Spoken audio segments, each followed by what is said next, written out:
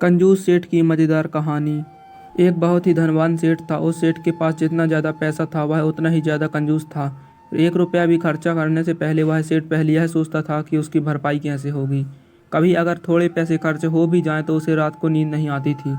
इस सेठ के रिश्तेदार और दोस्त हमेशा उससे दावत मांगते थे, लेकिन किसी न किसी बहाने से सेठ उन्हें टाल दिया करता था। एक बार व्यापार में सेठ को बहुत बड़ा मुनाफा हुआ। सेठ के दोस्त और रिश्तेदार उसके पीछे पड़ गए कि अब तो उसे दावत देनी ही पड़ेगी। सेठ ने उन्हें काफ़ी टालने की कोशिश की, लेकिन वह नहीं माने। आखिरकार बेमन से ही सही सेठ हो, उन्हें दावत के लिए हाँ करना ही पड़ा। सेठ ने सभी को बेमन से हाँ तो कह दिया, लेकिन अब वह पूरा समय यही सोचते रहा कि जो खर्चा होगा उसकी भरपाई कैसे की जाए। इसी चिंता में उसे रात को नींद तक नहीं आई। लगातार सोचते रहने के कारण आखिरकार उसके दिमाग में एक युक्ति आ ही गई। सेठ ने तय किए दिन सभी को दावत पर बुलाया। हलवाई तरह तरह के पकवान बनाने लगे। पकवान की खुशबू से अड़ोस पड़ोस महक उठा। एक तरफ जहाँ सभी लोग पकवानों की खुशबू में खोए हुए थे, दूसरी तरफ सेठ ने अपने नौकरों को बोलकर सभी के चप्पल और जूते बोरों में भरवा लिया और शहर में व्यापारी के पास गिरवी रखवाने के लिए बोल दिया। सेठ ने नौकरों को व्यापारी से कहने के लिए कहा कि इन सभी जूते चप्पलों के मालिक आकर इन्हें छुड़वाएंगे।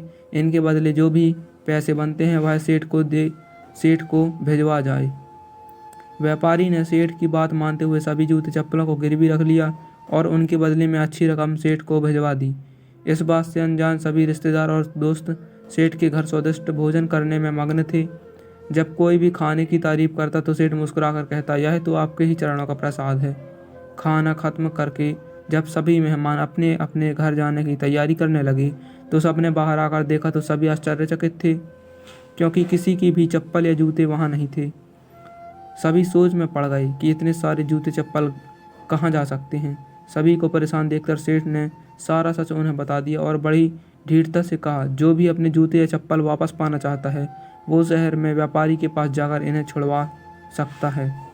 सभी दोस्त और रिश्तेदार उस समय को कोसने लगे जब उन्होंने सेठ से दावत की मांग की थी।